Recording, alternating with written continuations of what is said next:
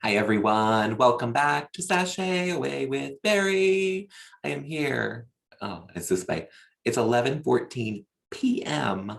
on a Thursday night here in New York City. I'm staying up late to do this video just to get it out of the way and talk about RuPaul's Drag Race. This is RuPaul's Drag Race UK Series 2, Episode 9. Beastenders is the name of it. And a lot happens on this episode. I will say, even though not a lot really happens other than on the runway and during the mini challenge, there's a lot of rehearsal kind of thing with Michelle Visage, not rehearsal, I guess, actually taping the show with Michelle Visage, and then some workroom stuff with letters from their mothers, which was very sweet. But I'm not going to get into what those letters said.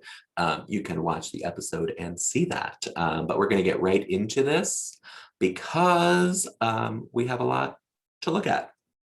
So we start with RuPaul coming into the workroom wearing, this jaunty little hat. She turned away from the wig this week apparently and moved on to a hat. And I don't know what these things on her head are doing. It's weird. It's sitting on her head weird. I just don't get it. But the queens are going to do the puppets. Puppets are one of my favorite challenges. I love that we do them. We could do them, the very first week and I would be happy, but they don't know each other. So it's always good that they wait until this long to do the puppets.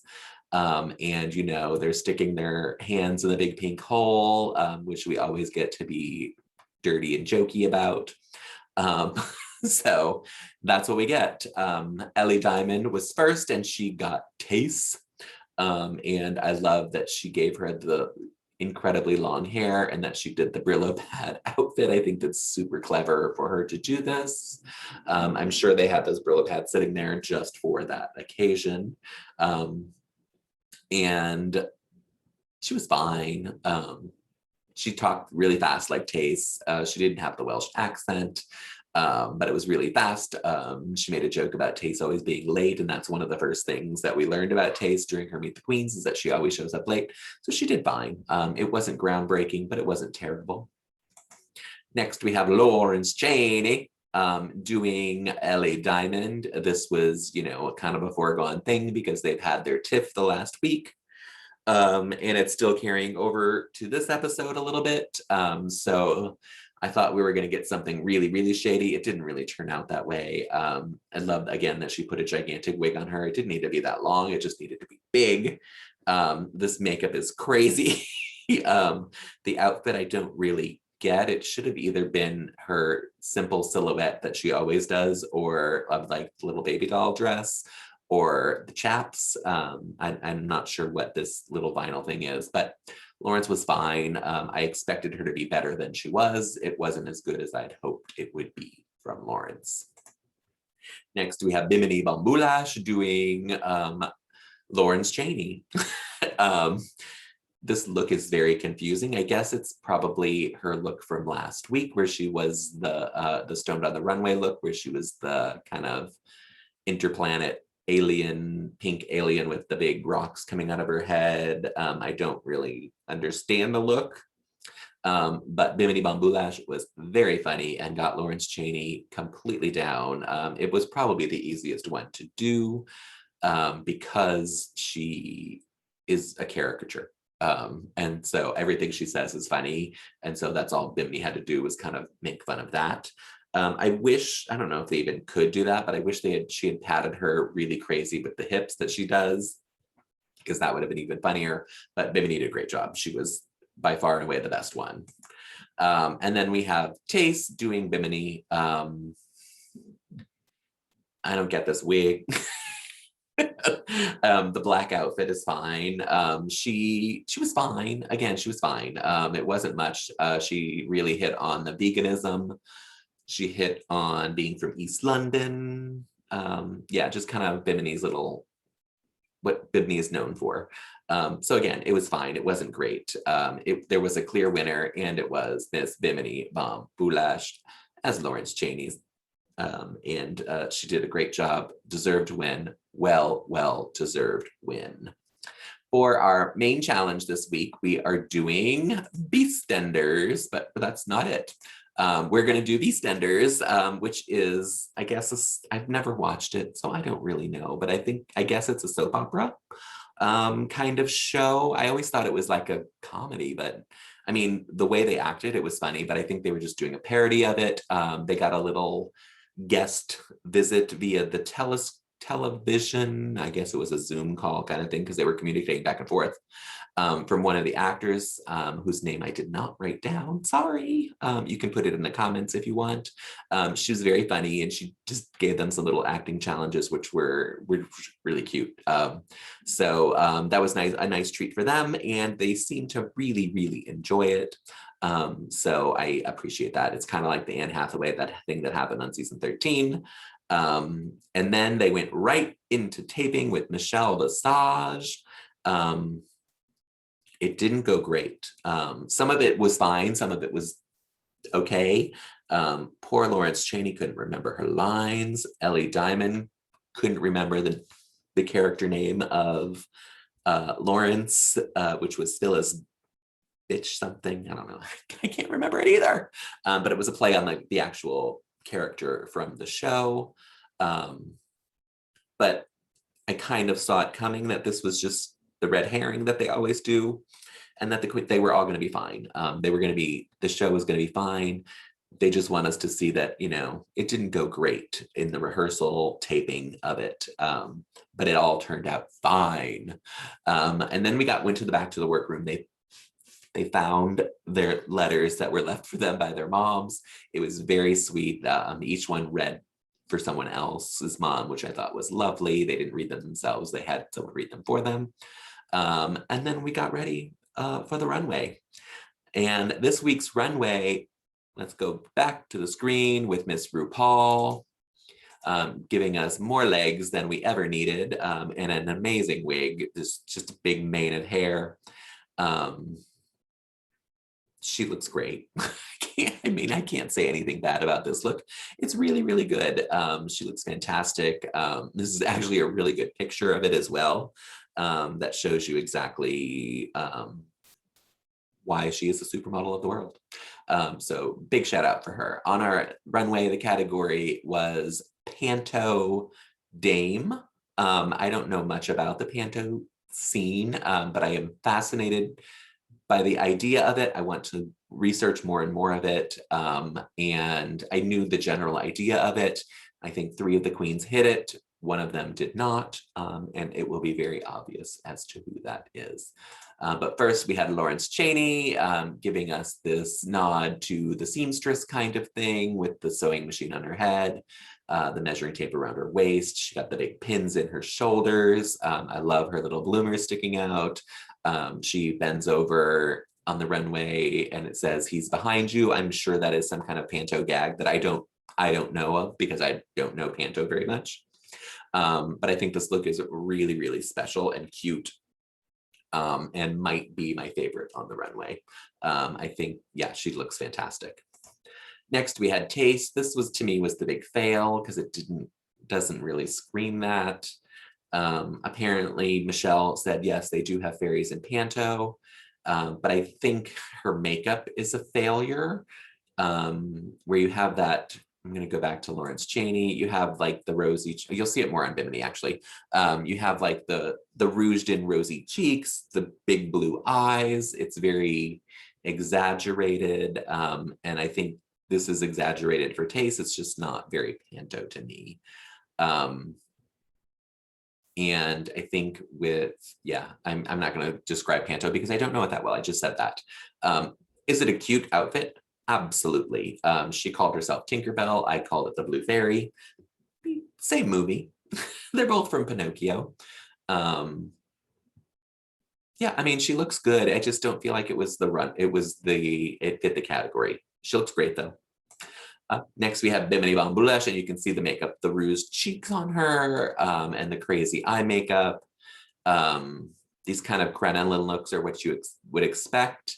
She also has the measuring tapes. These are around her shoes, which I think are really cute.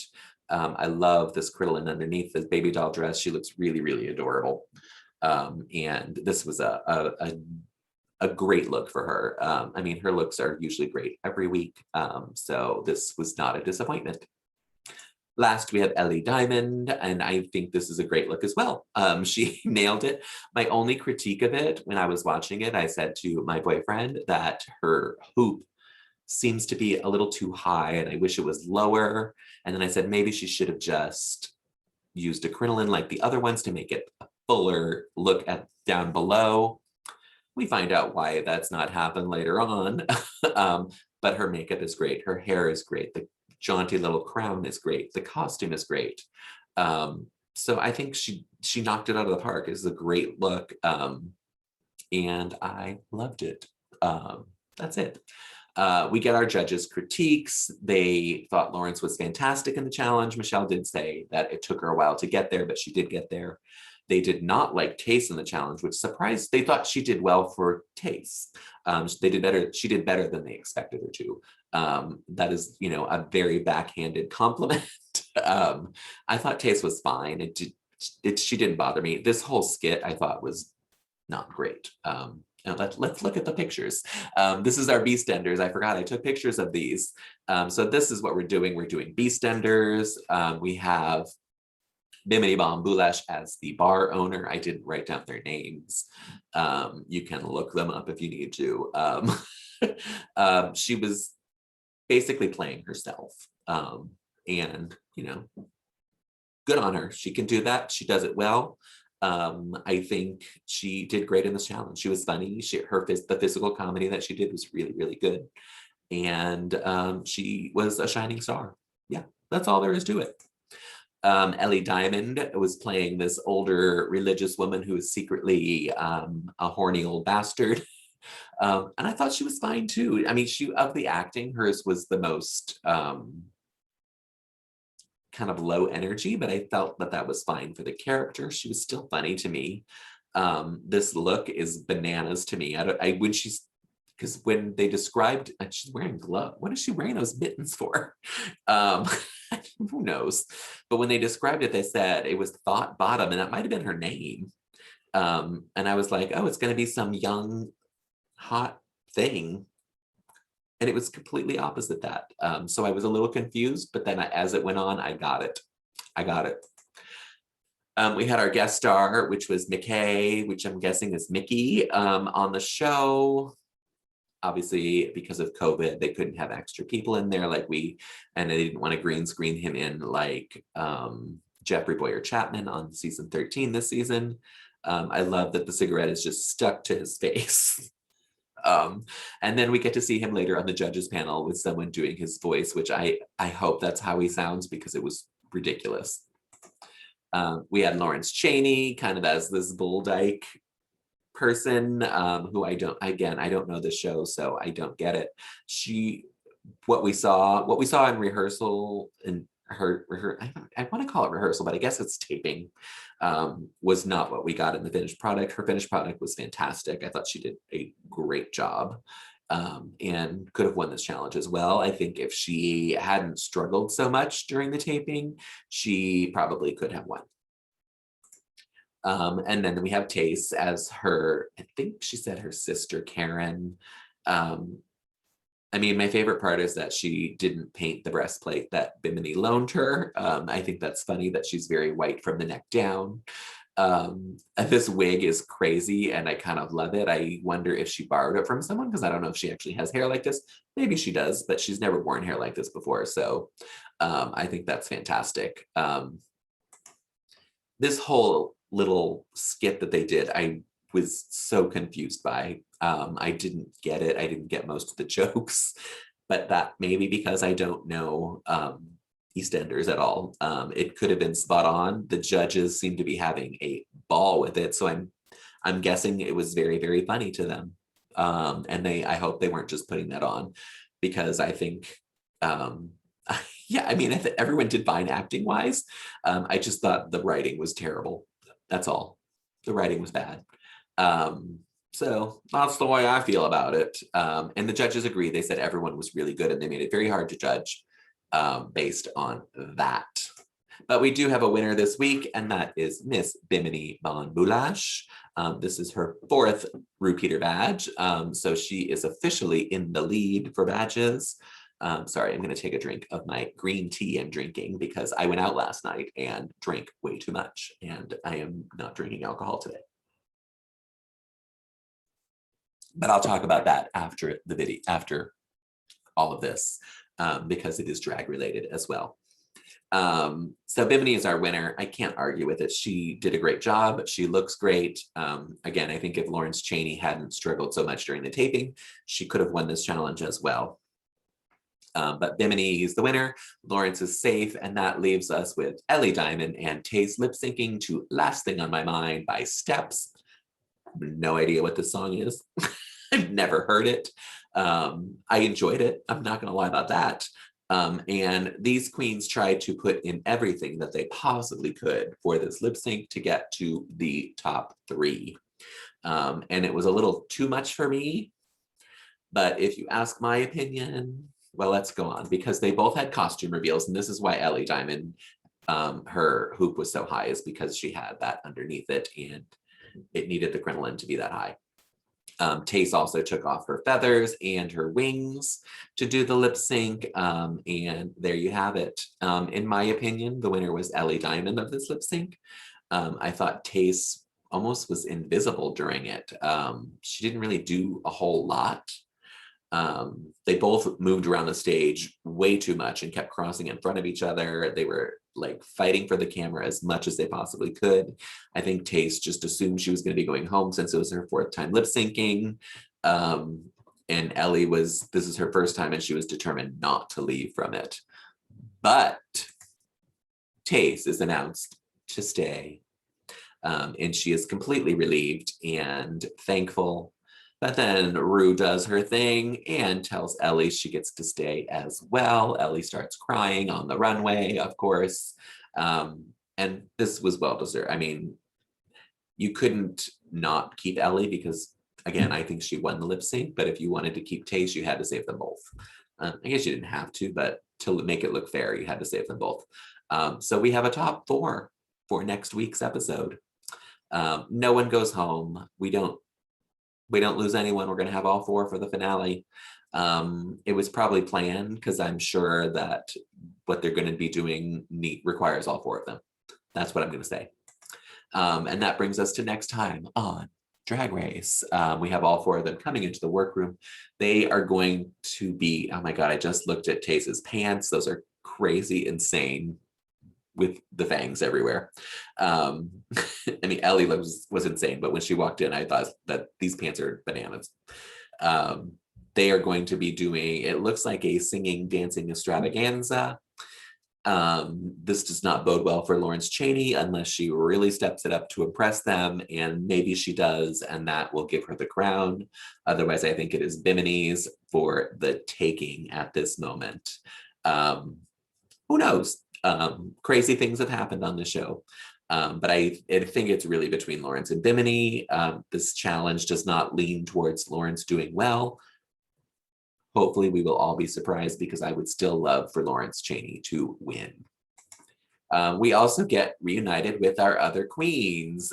It's not in this picture, but there is another couch where the other queens, I guess, are going to be sitting. This will be our reunion episode, I'm assuming. Hopefully we'll get a little more time in there than just like the 5-minute Untucked. But I don't know. And everyone is back, including Miss Veronica Green. So it'll be interesting to hear her talk maybe about COVID a little bit, and see what the queens are up to. I appreciate that Sister wore her blue circle, probably to throw it in Horace's face that, yes, that is her signature and you stole it. Who knows? But are you Team Bimini? Dun, dun, dun. Team Ellie? Team Lawrence? Or Team Taze? We get this every season. They want you to vote so they can, get hashtags and, count them to see who the fans like. I don't think they really do. Someone out there does, because we always find out who gets the most. Looking at this picture, it reminds me how bad Taze's makeup is. Her eye makeup specifically is. And that is not great. But you can put your comments of which team you are. Right now, I'm Team Lawrence because I think Lawrence deserves to win still. Right behind that is Team Bimini for me. And I would probably say Team Ellie after that because I think Tay should have gone home this week. That's all. I may change my mind next week. Maybe I'll be like, oh my God, Tay should win. Who knows? And I just want to leave you with one last image. This is what we got. I could not resist taking a photo. I'm a little surprised that she's coming back for this, but I hope we get to hear a little bit of something about her and her exit, because I want to know more. That's all I have about Drag Race for this episode. Look, I did that in like 20 minutes, everyone. But I'm going to tell you, I went out last night. I told you that. I'm going to take another drink of my tea while we're at it. I went out last night with some coworkers after work. We went to a lovely little gay bar in Hell's Kitchen called Rise. And to my delight and excitement, at 8 p.m., we got a live drag show. It made me so happy. This is my first live drag show since COVID has stricken the United States and we've all been locked down. So I was thrilled. It was Miss Marty Gould Cummings, who I overtipped because I was just so excited to see live drag. She performed part of her show on the stage. It is behind a big plexiglass. And I think I enjoyed that so much that it was like she was in a box almost. But she did come out into the audience. She had one of the plexi masks on, the form-fitted ones, not just a shield. And so she did come out to the audience, and it was a wonderful, wonderful time. I stayed out a little too late for a school night and drank way too much for a school night, hence my tea. But thank you all for watching and listening, whichever way you are getting this into your ears and your eyes. If you want to watch it, it's on YouTube at BHBrown13. If you just want to listen to it in podcast form, go to wherever you listen to podcast and search Sashay Away with Barry, and you will find it. That is it. If you want to toot and boot with us along with the looks this week, it is on my Instagram at Sashay Away with Barry. That is usually up Saturday mornings at 9 a.m. Eastern Standard Time for you to toot and boot. And then the results are posted on my website, sashayawaywithbarry.com, where you can find all kinds of drag information. I have my US stuff on there, all the international stuff, the fantasy league that I run, all of the podcast links and YouTube link are up in the corner. You can see it all right there on the website. That's the easiest place to find everything. And you can get to my Instagram through there and follow me so that you can toot and boot on the Insta stories when they happen. Again, anything that I tell you, it is all Eastern Standard Time here because I am in New York City and that is what I go by. So look for that on Saturday, 9 a.m. in New York City time. Thank you all. Please stay safe. Get your vaccine if you can. Sign up for it. It's getting out there now, especially in the United States, as much as possible. You may not get an appointment until the end of April, like a friend of mine, but get that appointment set up. And once you're in there, they could also call you and say, come in early. They've been saying that to people that I know. So just get your name out there, get it if you can, so that we can all get back to normal. Continue to wear your mask and social distance when possible. Hang out with vaccinated people like me. I'm still wearing my mask though, so you're still not going to see my whole face unless you watch it on YouTube. Thank you all and have a great weekend. Bye.